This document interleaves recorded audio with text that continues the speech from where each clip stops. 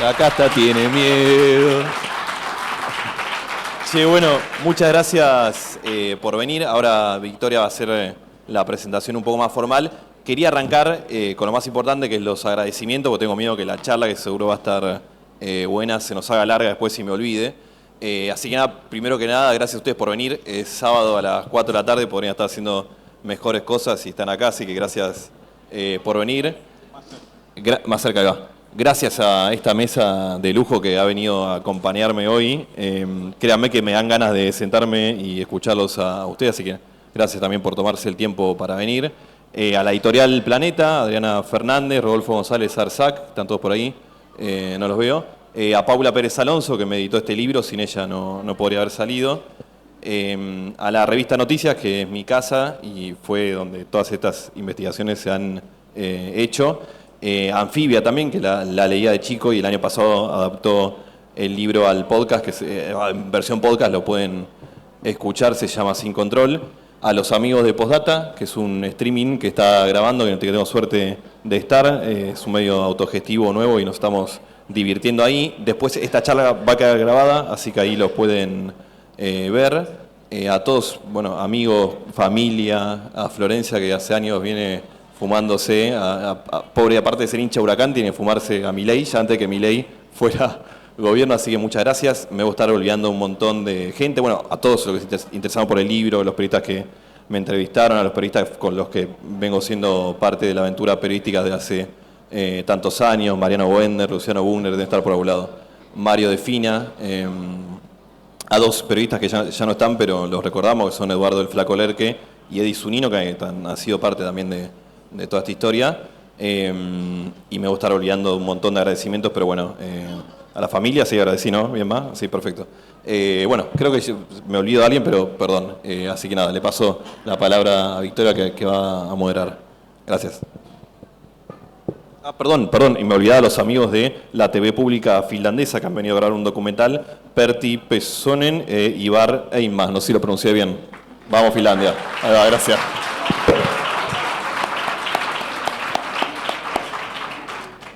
Bueno, buenas tardes a todos y a todas. Gracias por venir. Yo soy Victoria De Masi, soy periodista y estoy aquí esta tarde junto a todos ustedes para celebrar el libro de Juan Luis González, El Loco. El Loco es un libro que, a mi entender, tuvo incidencia directa en la campaña el año pasado. La campaña que llevó a Javier Milei a la presidencia. Así que hoy estamos aquí reunidos para celebrar este libro que va por su 5ª edición y que puede conseguirse en 7 países, España incluido, así que aplausos para Juan, que hizo un gran trabajo.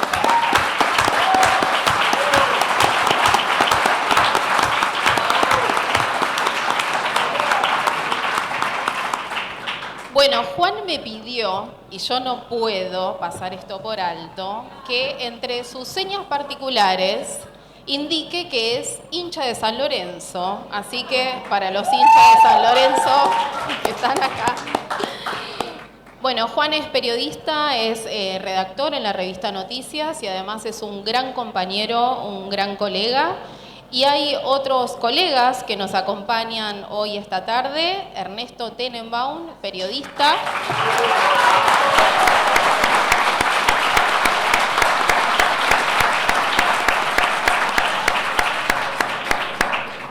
Periodista y un montón de cosas más que no voy a decir porque ustedes ya lo saben. Y aparte Nicolás Márquez hizo su aporte ayer, así que lo vamos a dejar ahí.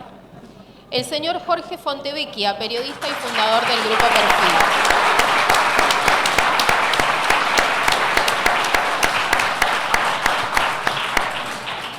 Y está aquí a mi izquierda el señor Carlos Maslatón.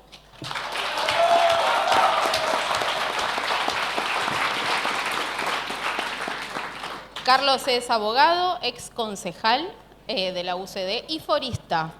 Y hay otra seña particular también, que es miembro fundador de La Libertad Avanza. Vamos a hablar de eso en un ratito. Tranquilos.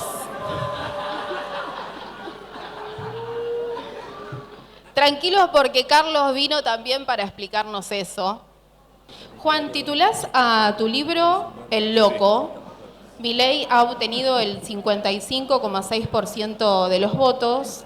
Quiero tomar esta característica que haces sobre la locura y mi pregunta es si es quien ha llegado a la presidencia el que tiene ese posible diagnóstico o es una gran parte de la sociedad que ha decidido confiar su voto a alguien que le dice que por lo pronto va a sufrir.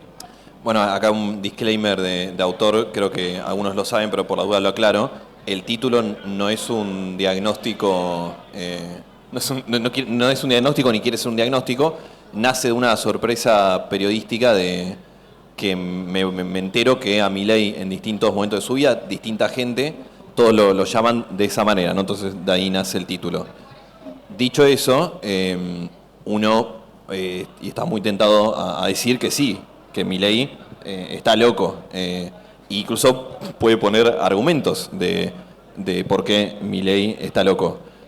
Solo un loco puede hacer y decir las cosas que Milei hace y dice. Cuando le dijo a Jorge que estaba bien cortarte un brazo y venderlo y si no podías elegir morirte de hambre. Cuando le dijo a Ernesto, y no sé si lo cito bien, pero que no descartaba un mercado de niños, creo que esa es la idea, ¿no? Fíjese lo que estamos hablando, mercado de niños y mercado de órganos, o solamente un loco puede convencerse que su perro muerto le habla desde más allá y que a través del perro muerto Dios le dio una misión y solamente un loco puede tomarse en serio esa misión y crear un partido donde no había nada, con dirigentes que en su mayoría no tenían trayectoria política y sin demasiado dinero, y hacer de eso el partido que 2 años después llegó al poder.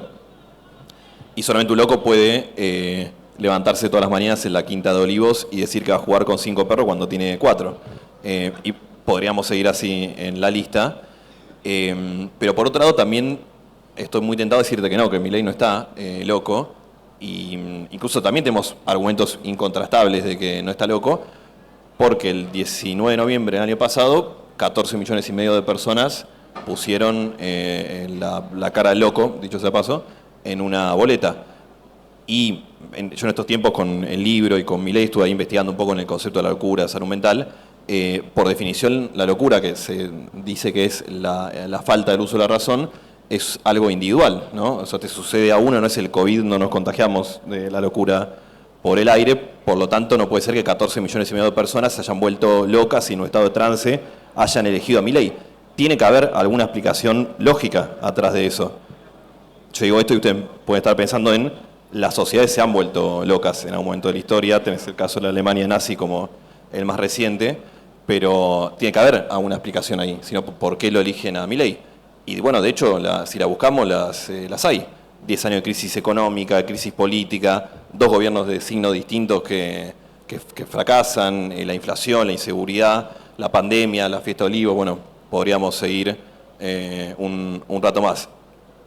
Entonces, ¿a dónde voy con todo esto? Que no lo tengo muy en claro, la verdad. Algunos días estoy muy tentado a decir que sí, cuando lo veo a Milei rezando y queriendo que una empresa como Perfil quiebre, que más allá de ser una empresa de medios, es una empresa que da trabajo a 600 personas, yo digo, bueno, este tipo está loco. Cuando lo veo gestionando, digo, está loco. Hay pacientes oncológicos que se mueren porque no hay remedios en la salud pública. El CAREN 25 en esta semana, que va a ser la primera mini reactor nuclear, una cosa impresionante, cerró cuando estaba al 70% terminado, entonces vos decís, este es un loco. Por otro lado, pienso que es el mejor reflejo de la sociedad argentina. Que es apenas un espejo de la sociedad argentina. Entonces, básicamente, no lo tengo seguro. Sí, lo que tengo seguro, y con esto cierro, así también escuchamos al resto, que a Milei le pasa algo con la palabra y con el concepto loco, y que vamos a tener más novedades en ese sentido. Le pasa algo porque toda la vida lo apodaron así, ¿no? El libro recorre un poco esa historia. El padre lo golpeaba, le decía que era un loco, en el colegio le hacían bullying, decía que era loco. Eurnequian, el lugar donde se formó como economista, trabajando economista, donde medio lo tenían de bufón, le decía que era un loco, y finalmente él, cada vez que contaba sus secretos místicos, o cuando vio la resurrección de Cristo, le decía, te prohíbo contarlo porque van a decir que estoy loco. O sea, era su gran temor, y el giro que hace ahora, hay muchas cosas muy increíbles con Milei, pero el giro que hace ahora Milei con la palabra loco a mí me vuela la cabeza, porque se apropia ahora, después de 50 años de tener ese fantasma encima, él se apropia de la palabra loco, que tiene su clímax en asumiendo con Balada para un loco. ¿Se acuerdan del Teatro Colón que él pide que pongan Balada para un loco? Y después le dice a Mirta, tanto me decían loco, bueno, acá lo tenés al loco. Casi como una declaración de guerra. Y esa parecería ser hoy un instrumento de política de campaña, ¿no? De no lo jodas a Milei, pues está loco, no tiene nada que perder, y el tipo va para adelante. Así que no sé si está loco, pero sí sé que a él le pasa algo con esa palabra y seguramente vamos a tener más novedades en estos tiempos. Me quedo además con esto que decís de que esa especie de locura, y lo pongo entre comillas, funciona como espejo de la sociedad. Y por otro lado, en el perfil que vos hacés de Javier Milei, haces énfasis en dos cuestiones. Uno es un tema muy conversado y tiene que ver con sus animales de compañía, con los perritos. Y por otro lado, con el tema del plagio. ¿Por qué estos dos puntos de interés para vos periodístico que hablan de quien hoy es presidente de la nación? Perros, tema de los hijitos cuatro patas. Conan creo que es la mejor manera de conocer a Milei, no solo al Milei persona. A Conan digo, no necesita presentación, así que no lo presento. A través de él podemos conocer a Milei persona y también al Milei político y al Milei ideológico. Solamente alguien que llega a tener la relación que tiene con Conan, alguien que en ese momento lo adopta en 2004, los 40 años, bueno, te habla del nivel de soledad que tenía Milei cuando genera esa relación con Conan, ¿no? Que se convence que es literalmente su hijo, que un día casi se muere cuando el departamento se prende fuego y él, por salvar a Conan, casi fallece, y finalmente esta imposibilidad de aceptar el duelo de que Conan murió. Fíjense que la idea atrás de clonar al perro y pensar que reencarnó Conan en el clon es no aceptar que el perro murió. Bueno, te habla de la soledad de Milei. Entonces, a través de Conan podemos conocer al Milei persona, pero también podemos conocer al Milei político y al Milei anarcocapitalista. Lo voy a citar acá, Martín Cohen, probablemente no sea la última vez que lo cite hoy, porque lo explica mucho mejor que yo, pero no es casual que esta persona tan sola, que se convence que Conan es el hijo, tenga la ideología que tiene, donde, como dice Cohen, las relaciones entre humanos para él son solo relaciones de oferta y demanda, relaciones de intercambio de intereses, de beneficio. El amor, el altruismo, la solidaridad no entran en ese concepto de vida. Solamente alguien que esté tan solo para tener la relación que tiene con Conan le puede decir, insisto, le puede decir a Jorge que está bien cortarte un brazo y si no elegís morirte de hambre. Bueno, hay varios niveles ahí. También puede llegar a través de Conan al mesianismo. Yo insisto, es enmascara en un proyecto político un proyecto mesiánico. Milei se mete en política porque Dios se lo dice, o sea, es mesiánico desde lo lineal, pero gobierna como un líder mesiánico. En esto de la fuerza del cielo, argentinos del bien, la ven o no la ven, hay una cosa ahí mística. En esto del Congreso de espalda, del nido de ratas, en tomar decisiones políticas basadas en algo sobrenatural. Bueno, a través de Conan, podría seguir hablando mucho rato más de Conan. Me vuela la cabeza las afiches que hay de Conan a lo largo y el ancho del país. Me parece que el ingenio popular no descansa. Bueno, Conan, y yo sé que es el hijo del presidente y se murió, pero Conan también un poco nos hace reír, que no es poco en este contexto tan dramático. Y de los plagios, bueno, hay varias maneras de entrarle al tema plagio. Me quedo con una, que en estos días me resuena bastante, que habla un poco del momento del periodismo argentino. Lo escuchaba esta semana a Esteban Trebuch diciendo que Milei era un académico como hace un intelectual. Bueno, los plagios que sacamos en la revista Noticias, Tomás Rodríguez, también me olvidaba de agradecimientos, Tomás Rodríguez, que colaboró en la investigación, y Matías Balieto con la foto de tapa. Los plagios los sacamos en mayo de 2022. O sea, van a ser 2 años. Al día de hoy, ni una vez se lo preguntaron en las entrevistas. Y es un tema central, porque él se presenta a la sociedad como un economista que sabe, nadie que sabe copia, y se presenta a la sociedad como el tipo que viene a terminar con la casta de roba, y es un robo tipificado el delito. Entonces, a mí, digo, hay muchas maneras de entrarle. Habla de Milei, habla de los plagiados. Venegas Lynch, que le da un honoris causa, fue uno de los plagiados por Milei. Llega Gabriel Solano, le manda otro que tuvo que ver con esto, que ya advertía de Milei en el 2021. Pero bueno, lo de los plagios me resuena más que nada en el periodismo, que al día de hoy nunca se lo preguntaron, y la demostración de que era un tema digno de una entrevista es que el único que se lo dice es Sergio Massa, lo que quedará como una mancha negra para el periodismo. No se lo hizo un periodista, se lo hizo un político, y en esa noche del debate del balotaje se convierte en los 5 temas más buscados de Google. O sea, evidentemente era un tema de interés. Pero bueno, de entre todas las cosas que habla de los plagios, habla también del periodismo. Cuando desde la redacción de Perfil le preguntan a Javier Milei por el tema de los plagios, es cuando cortan relaciones con el grupo Perfil, ¿no? A propósito de esto, quería preguntarle a Jorge. Jorge, ustedes han iniciado 4 demandas contra quien hoy es presidente de la Nación, contra Javier Milei. Tenemos unas imágenes para pasar. Todos los que están aquí han tenido contacto con Javier Milei. Jorge tuvo oportunidad de entrevistarlo en una especie de entrevista mano a mano junto a Juan Grabois, una entrevista maratónica, 6 horas. Primero vemos las imágenes y volvemos. Tenés que elegir entre no comer y ser explotado durante 18 horas, o 14 horas, o 10 horas. Yo elegiría ser explotado. Pero esa no es mi voluntad. No, bueno, ¿cómo que no? Podés elegir que Morirte si de hambre. querés morirte. Y claro, No, es que obvio. yo no me quiero morir.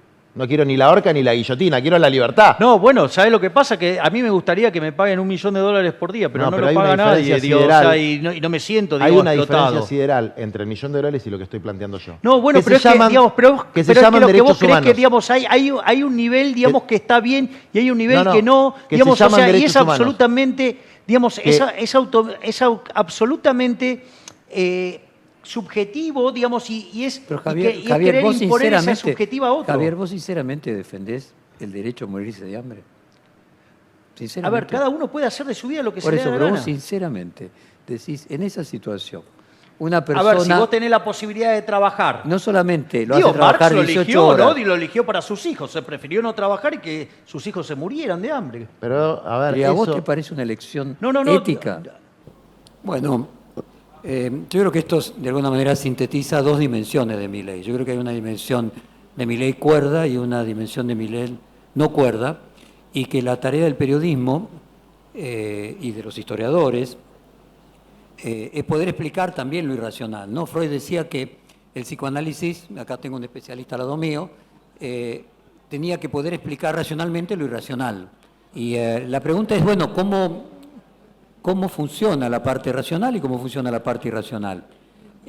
Cuando yo le digo, pero en serio vos, Javier, ¿crees que está bien, que es una buena elección morirse de hambre? En serio, o sea, mi pregunta es, ¿pero en serio? Yo creo que él en serio no cree eso. O sea, yo creo que hay un planteo maximalista en el que hay un personaje que es inteligente, o sea, él no puede creer eso. O sea, hay un punto a partir del cual hay una pose allí. Entonces, ¿qué es lo que él quiere? La pregunta sería, nosotros tenemos que tratar de entender, pero ¿qué hace? ¿Por qué hace lo que hace? ¿Qué es lo que él cree? ¿No? O sea, el loco no tiene un fin, no es teleológico, no hay algo en la locura que al mismo tiempo puede tener algo de cordura en esa locura. Yo respecto de la Argentina en particular y por qué la Argentina eligió una persona como Milei, yo voy para atrás, digo, ¿y por qué eligió una persona como Macri? Que claramente era una persona que tenía prejuicios de clase y que le iba a ser muy difícil poder llevar adelante lo que quisiera hacer. ¿Por qué la sociedad eligió a una persona cuya vicepresidente lo nombraba?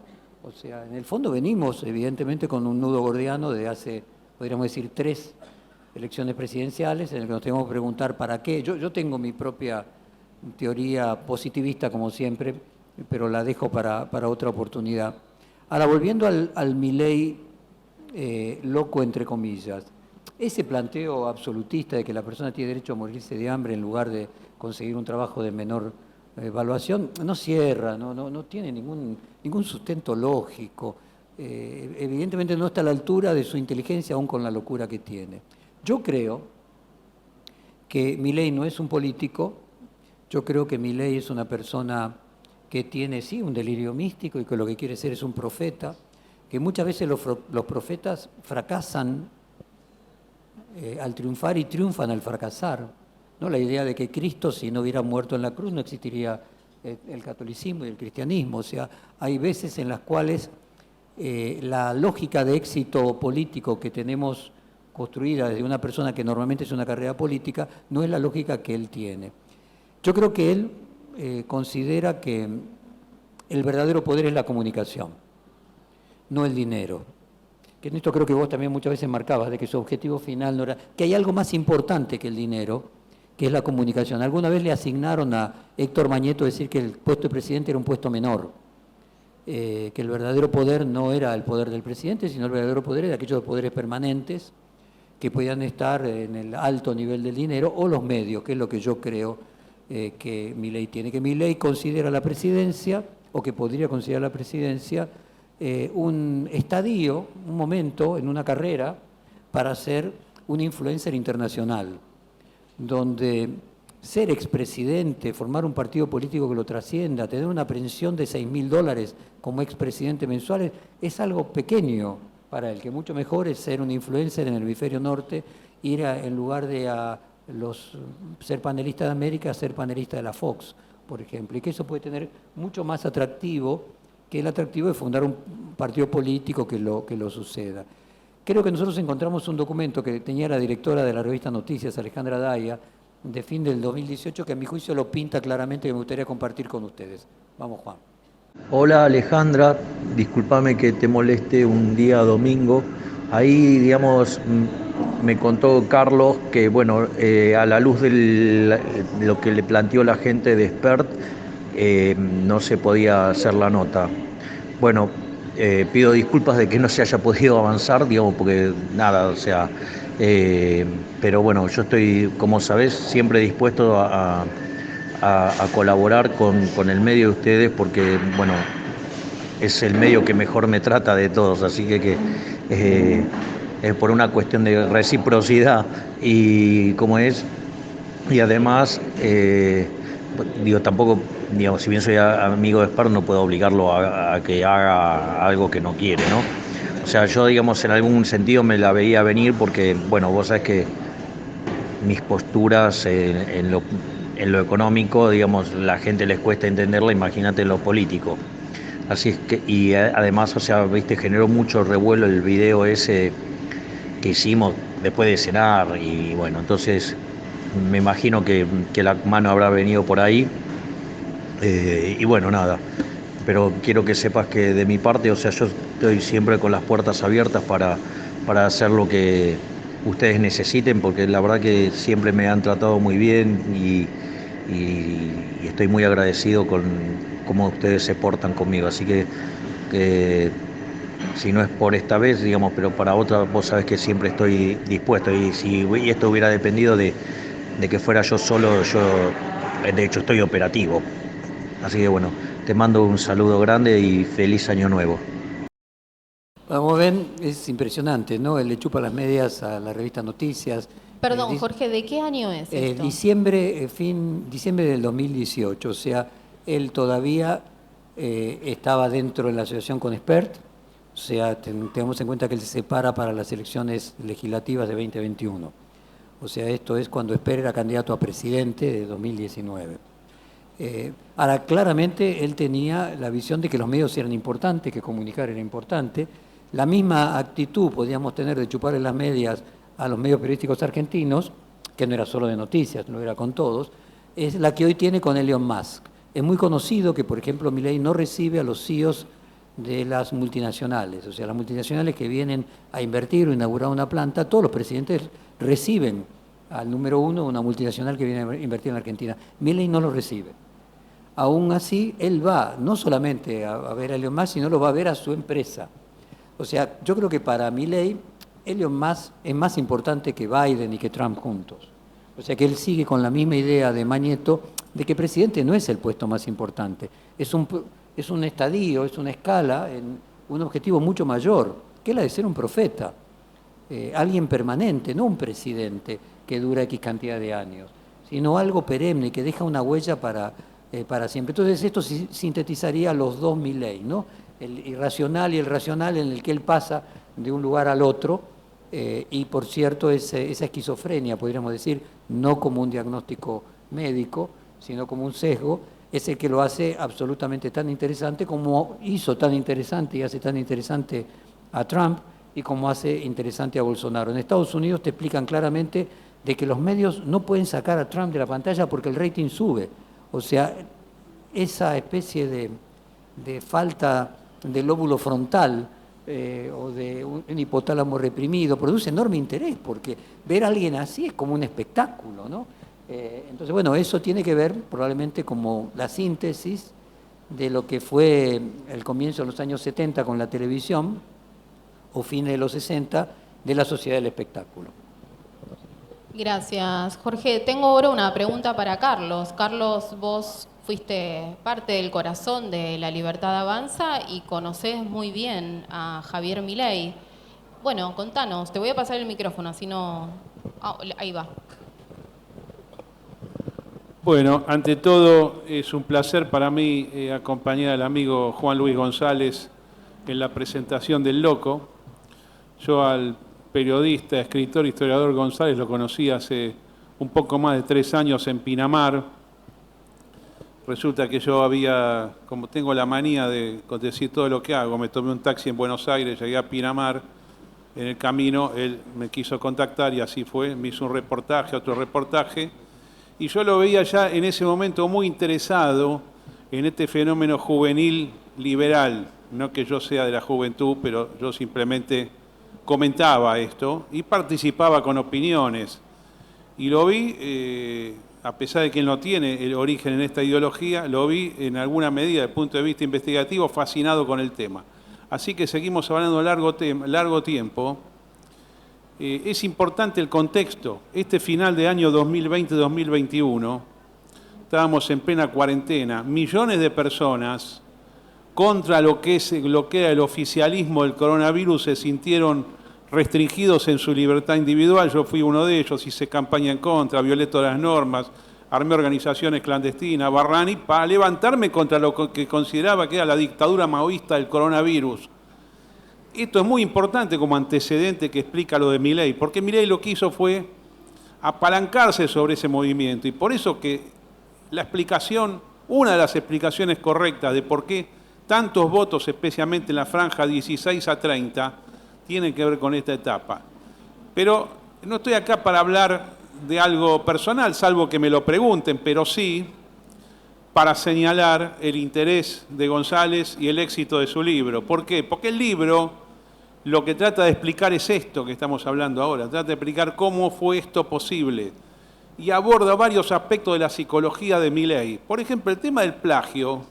Yo le quiero decir de dónde viene el plagio. Una manga de dementes en Estados Unidos hace 40, 50 años dijeron que la propiedad intelectual no tenía que existir. O sea, vos sos liberal capitalista y decís propiedad privada absoluta en todo, pero resulta que el que escribe algo se lo puede robar. Esto no es un invento de Milei, lo han escrito libertarios norteamericanos. Para mí, yo como abogado nacional, hombre del Código Civil, del derecho continental, del derecho francés, me parece un disparate, porque ¿cómo te van a robar la obra? Bueno, pero tiene otro problema también. No es que él internalizó este tema de que lo que está escrito se puede robar. Por lo menos menciona la fuente, ¿no? Te lo enseñan en la facultad, en cualquier lado. Por lo menos dice como dice tal autor, pero no, él agarra el texto entero y lo pone como si lo hubiera escrito él. Hojas y hojas enteras. Es bastante impresionante esto. Indica una persona también muy autoritaria, y yo quiero agregar acá algo. Si yo viniese de otro continente o de otro planeta y tuviese que definir en términos jurídicos, por un lado, de derecho constitucional y de la ciencia política, qué es el gobierno de Milei, porque hay dos enfoques, uno es el derecho constitucional y otro es lo que antes llamaba derecho político, ciencia política. ¿Qué es esto? Bueno, el gobierno de Milei es una sociedad de negocios de dos personas. Una se llama Javier Milei y otra persona se llama Karina Milei. Son socios en la administración, en la ejecución, en las decisiones que tienen que ver tanto con las campañas electorales como con el poder mismo y todos los aspectos del gobierno. A diferencia de lo que sucede con otros esquemas políticos, peronistas, el PRO, el radicalismo, todo lo que hemos conocido en la historia, donde vos tenés un partido, donde hay líneas internas, hay elecciones internas o hay simplemente pujas de poder entre sectores que se van saldando mediante negociaciones o consensos. Acá no, esto es una empresa. Por eso todo el que esté alrededor tiene que obedecer. Es decir, es como si vos entraras en una empresa y vos tenés que decir todo que sí. No podés ni siquiera opinar en voz alta, ni sacar un comunicado, ni nada. Así funciona. Yo no digo ni que esté bien ni que esté mal, sí. Obviamente creo que esté mal, pero digo, para no enojarse todos los días con la realidad de lo que vemos, esto es así. Si vos sos funcionario del gobierno, de la presidencia Milei, _ Karina Milei, bueno, vos tenés que saber esto. Eso es como una gerencia, sos un gerente de una empresa, no podés discrepar. Es más, hay empresas que tienen algún juego democrático donde dice, bueno, vamos a ver en el directorio más o menos, o en las distintas gerencias, a ver qué le conviene a cada uno. No, ni siquiera eso. Vos tenés que saber de antemano qué le va a caer bien a la dupla presidencial y qué le va a caer mal. Y más vale que vaya por el lado correcto. Por eso se enoja tanto con el periodismo. Acá yo sí puedo decir cómo lo conozco. Yo lo conozco hace 11 años básicamente porque venía un programa radial que yo tenía. Él nunca le gustó discutir, pero ni siquiera le gusta, ni le gustó ni le gusta que vos le hagas acotaciones del costado para llevarlo por donde él quiere ir. Ni siquiera eso se banca. Por eso el problema con el periodismo que tiene. Por eso se pelea con todo el mundo. Con los internos, con los que lo quieren ayudar, con el periodismo. Así que ya para los periodistas también le digo, ustedes tienen que hacer lo que hacen estos tres tipos, ¿cómo se llama? De La Nación Más. Lo único que se banca. Otro tipo de trato no va. Ahora, esto es una contradicción con la historia política argentina moderna de los últimos 40 años, por supuesto, pero sepamos que estamos en alguien que es peor que Bukele de El Salvador. Él ha ido mucho más allá. Es más, le voy a decir dos aspectos, porque no quiero monopolizar acá, perdón, Vicky. Dije que es una sociedad de negocios políticos entre dos personas, Javier Milei y Karina Milei. Pero además, uno de los dos componentes tiene poder de veto. Esto es muy importante. El veto lo tiene Karina Milei. Javier Milei no tiene ese poder de veto. Entonces esto también hay que entenderlo. Sí, yo estuve un ratito ahí, colaboré, porque soy liberal, siempre que hay alguien más o menos liberal, yo colaboro. Igual yo no hago política, soy un ex político, soy simplemente un forista de internet que opina de lo que tiene ganas, nada más. O sea, yo, por eso que puedo hablar, tengo costo cero. No soy funcionario, no quiero serlo, no hago negocios de lobby político ni nada. Entonces tengo la libertad de soportar los castigos, entre comillas, que pueda recibir del poder o de afuera del poder. Pero guarda con el poder de veto. Esto hay que entenderlo, este autoritarismo hay que entenderlo. Está bastante bien expresado en el libro. Yo creo que González se ha convertido en el mejor analista probablemente que haya sobre el fenómeno Milei y lo sigue detenidamente los acontecimientos y estoy seguro que va a sacar o nuevas ediciones u otros escritos importantes que van a permitir interpretar qué es lo que pasa y qué es lo que puede pasar en el futuro político de la República Argentina. Después, sobre el gobierno, podemos decir un montón de cosas, qué cosa está bien o qué cosa está mal, predecir cómo le va a ir en la política económica, pero me parece que ese es un aspecto diferente del que nos convoca hoy, que es comentar esta gran obra que se llama El Loco, del amigo periodista nacional González. Gracias.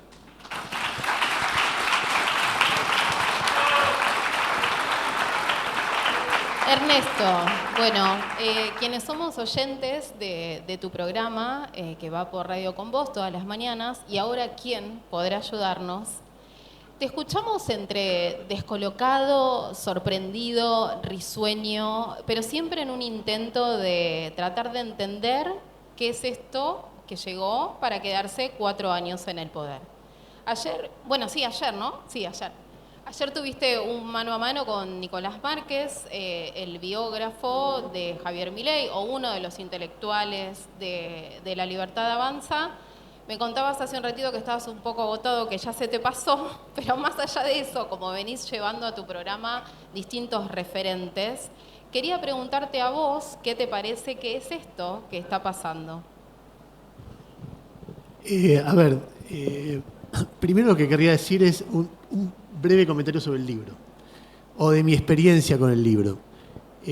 A mí el libro me encantó. El libro debe haber salido en algún momento posterior a las primarias, ¿no es cierto? Un poquito antes de las primarias.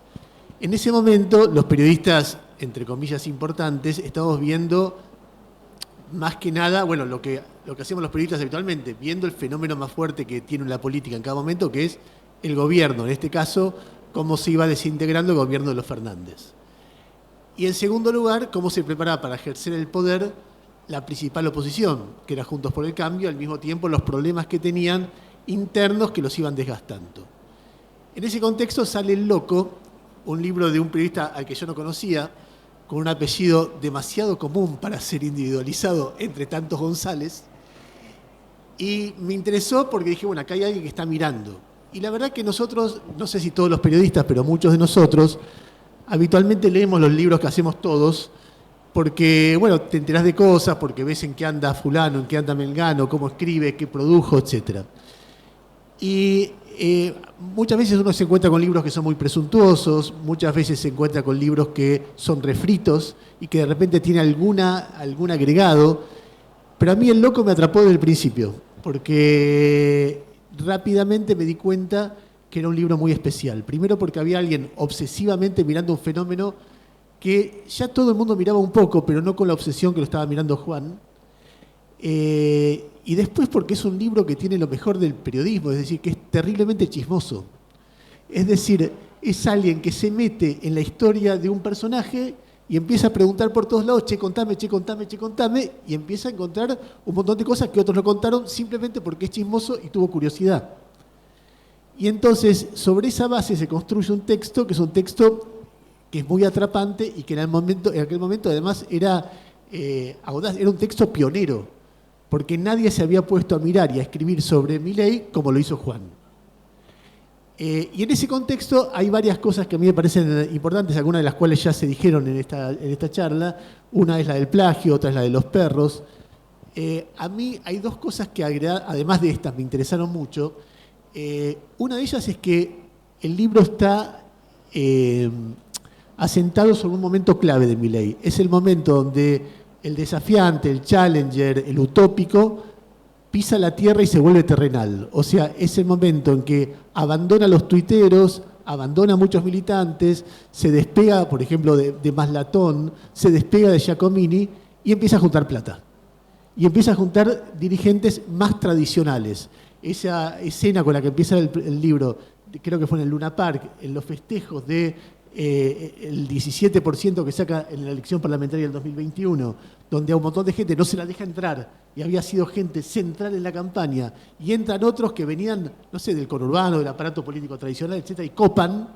Es un momento clave. A ver, es el momento, si se quiere, en el 2005, donde Cristina le gana a Chiche Duhalde y Kirchner, que era el transversal, decide, no, yo me apoyo en los intendentes del conurbano, y cambia completamente.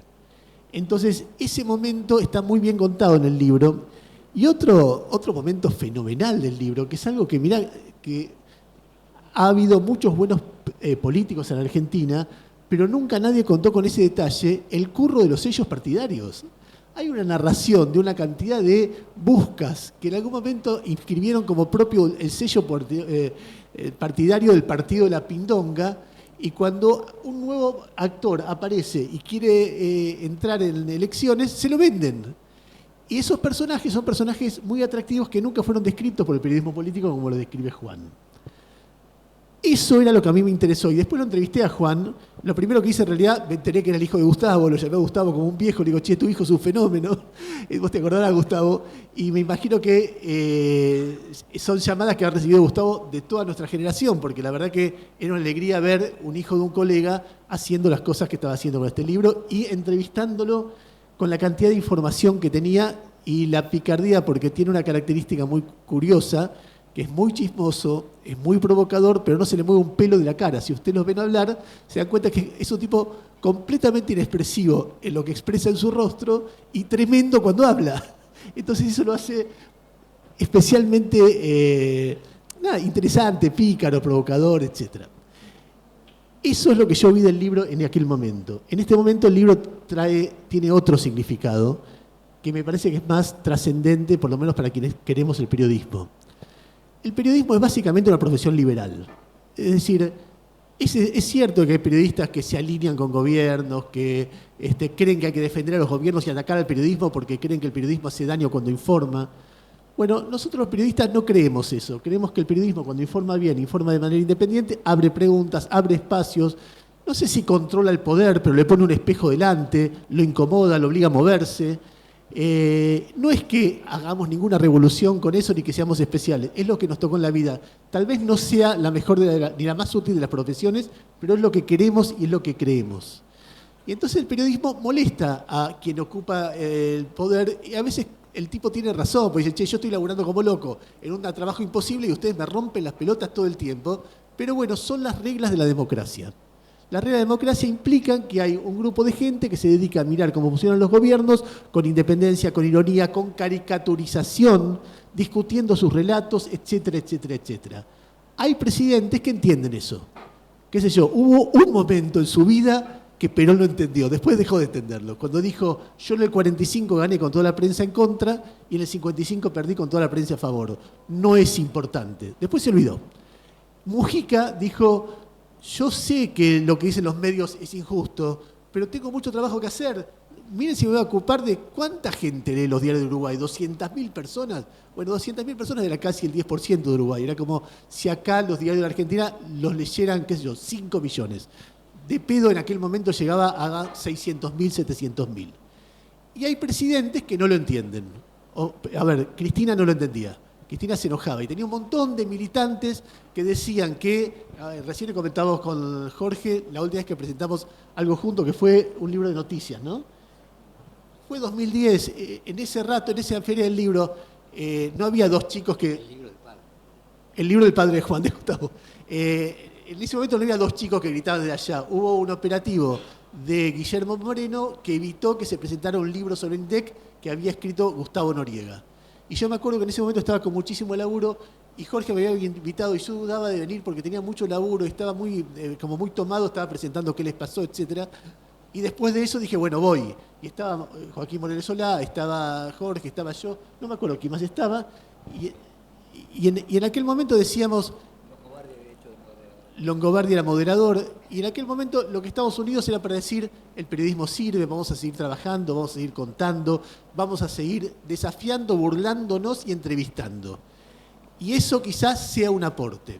Y entonces hoy El Loco es un aporte en ese sentido porque en alguna medida lo que está haciendo Juan, la manera que defiende sus ideas en las redes, y lo que está, es un ejemplo para una nueva generación de una larguísima tradición del periodismo argentino, que es una tradición que cada vez que llega un loco al poder cree que la va a terminar porque es muy molesto que hablen mal de vos y finalmente termina enredado en conflictos que son, como decía Mujica, innecesarios, banales y que básicamente tiene que ver con su ambición de ser emperador o emperatriz o con sus ganas de que nadie lo moleste, que nadie hable de él cuando es nada menos que presidente o presidente. O sea, si hay un lugar donde hablan de vos, es cuando sos presidente o presidenta. Entonces, El Loco a mí me da una enorme alegría presentar este libro, me da una enorme alegría ver la tribuna que tiene Juan acá a la izquierda, que se ve que hay gente que lo quiere mucho, y me da una gran alegría, ser de alguna manera partícipe de esa tradición liberal. Hace poco estuve en una mesa redonda cuando una persona que era que claramente era una defensora del kirchnerismo me dice, ¿podríamos definir esa mesa que está ahí como liberal? Y yo le dije, mira, por defecto sí, porque no somos nazis, no somos comunistas, probablemente seamos liberales.